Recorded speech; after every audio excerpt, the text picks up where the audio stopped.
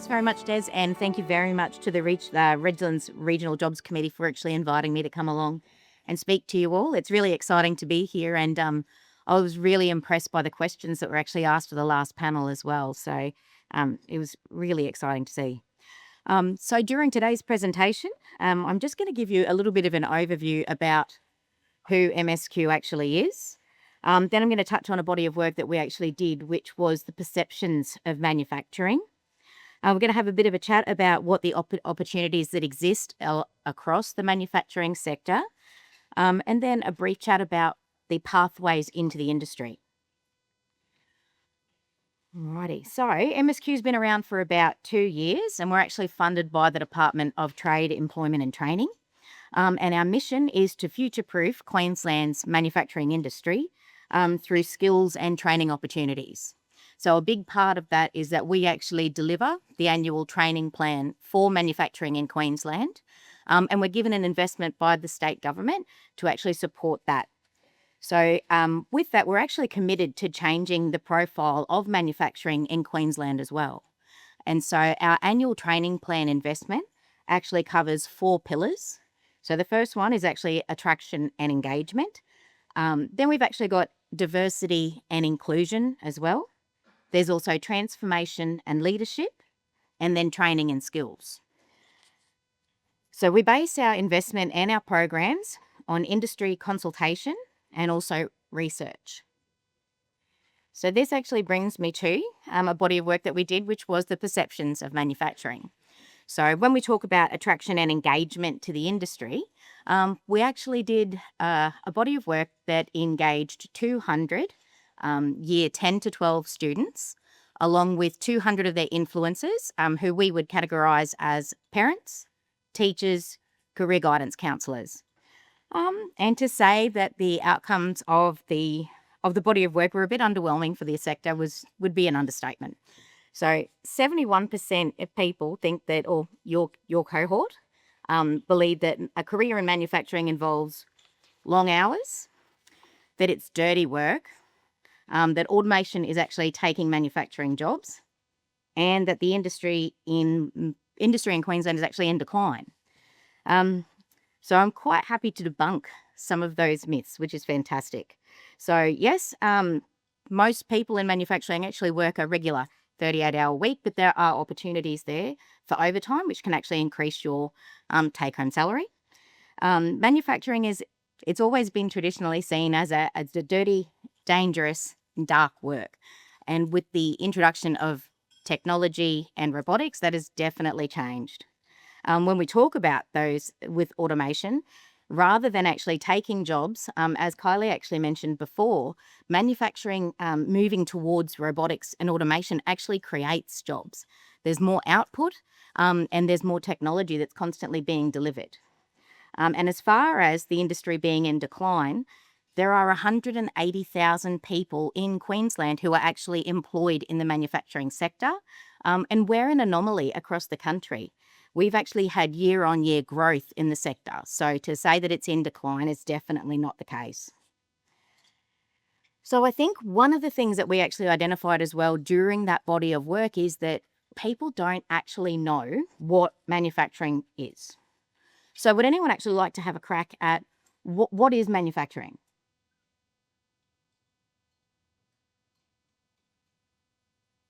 Okay. So in Australia, manufacturing actually refers to the process of transforming raw materials, substances or components into new products through physical or chemical transformation. And I think the most important thing to realise is that everything that we use is manufactured. So when you get up in the morning and you pick up your phone, that was manufactured. When you go into the bathroom, so you're putting on makeup, or if you're using perfume or skincare, all of that is actually manufactured. So there are actually 14 subsectors to manufacturing. So there's aerospace and defence, chemicals, hydrocarbons and refining, food and beverage, furniture and other products, general manufacturing and engineering, laboratory operations, meat and seafood processing, pharmaceutical and medical technology, polymers, plastic and rubber, printing and graphic arts, process plant operations, pulp, paper and packaging, renewables, which I know a lot of you have an extreme interest in who've come along today, sustainable operations, textiles, clothing and footwear, timber and wood, and transport and machinery.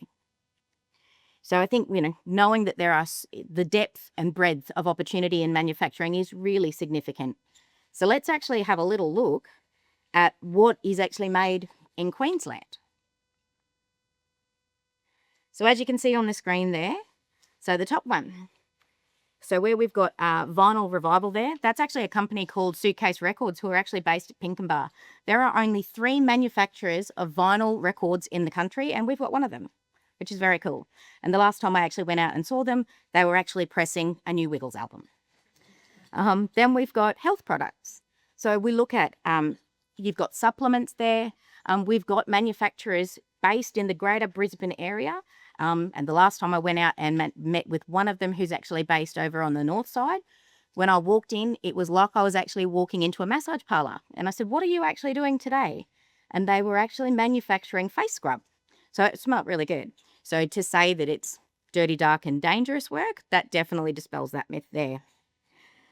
When we actually look the super yachts across there, so there are a couple of areas, and I think you'll find with manufacturing as well, just one step back to that perceptions piece. When we actually look at the perceptions of manufacturing as well, there was a really vast difference between the metropolitan areas and also the regional areas.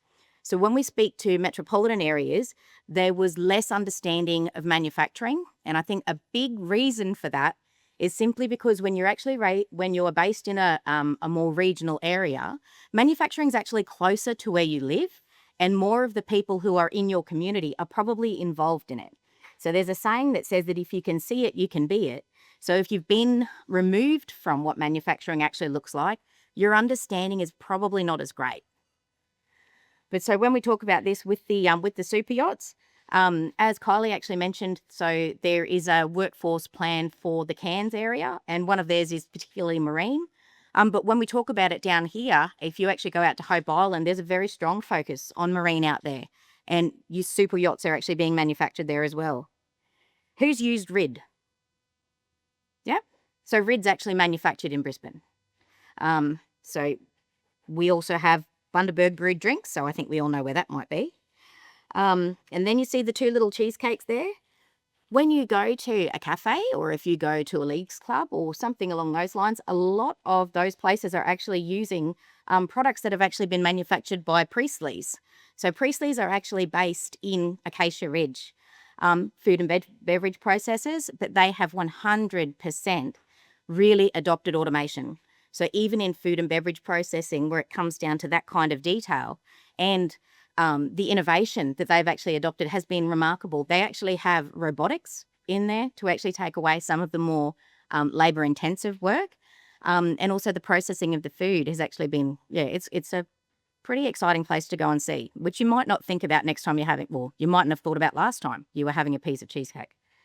Then naturally there is also sovereign capability. So we've actually got quite a few manufacturers based in Queensland. And some of those have actually made the move from interstate so that they can actually be closer to their actual client, who is naturally the Defence Force. And then we've got Volvo, so based out of Acacia Ridge or Wacol, and they are actually pioneering the use of electric trucks. So sustainability definitely comes into manufacturing there when we're actually looking at the future of how we actually move around, and, I guess how we store power, and sustainability plays a big part in manufacturing actually because of cost as well to manufacture items. So we're always looking for more innovative ways to actually manufacture, and also more energy efficient ways to manufacture.